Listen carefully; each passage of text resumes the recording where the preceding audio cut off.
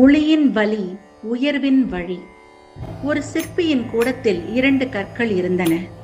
ஒரு நாள் சிற்பி முதல் கல்லை உளியால் செதுக்கத் தொடங்கினார். ஒவ்வொரு அடியும் அந்த கல்லுக்கு தாங்க முடியாத வேதனையாக இருந்தது. அது கதறியது, என்னை விடுங்கள், இந்த வலியை என்னால் தாங்க முடியவில்லை.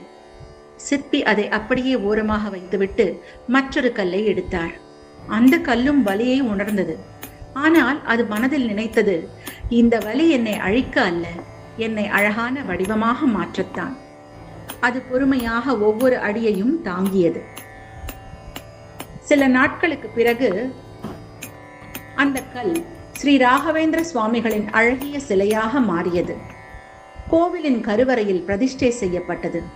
அபிஷேகம், ஆராதனை, மலர்கள், பக்தர்களுக்கு தரிசனம்.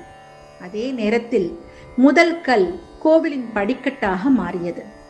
தினமும் ஆயிரக்கணக்கான மக்கள் அதன் மீது நடந்து சென்றனர். ஒரு நாள் படிக்கட்டுக்கல் கருவறைக்குள் இருக்கும் சிலையான கல்லிடம் கேட்டது, நாம் இருவரும் ஒரே மலையிலிருந்து வந்தோம். உனக்கு ஏன் இந்த பெருமை, எனக்கு ஏன் இந்த மிதிப்பு? கருவறையில் இருக்கும் சிலையான கல் புன்னகையுடன் பதிலளித்தது, நான் தற்காலிக வலியை ஏற்றுக்கொண்டேன், நீ வலியை தவிர்த்தாய்.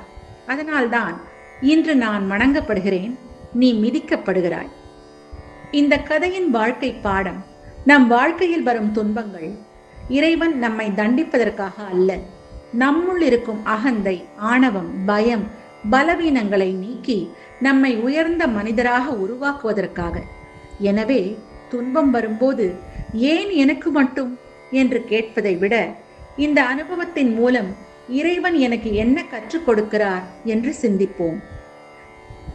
ஏனெனில் உளியின் வலியை தாங்கிய கல்லே கருவறையில் தெய்வமாக நிற்கிறது. நிறைவு செய்தி, இன்று நீங்கள் அனுபவிக்கும் கஷ்டம் நாளை உங்கள் பெருமைக்கான அடித்தளமாக இருக்கலாம். நம்பிக்கையோடு பொறுத்திருங்கள். இறைவன் என்னும் சிற்பி உங்களை ஒரு உன்னதமான படைப்பாக செதுக்கிக் கொண்டிருக்கிறார். ஸ்ரீ ராகவேந்திராய நமக. ஸ்ரீமன் மூலராமோ விஜயதே.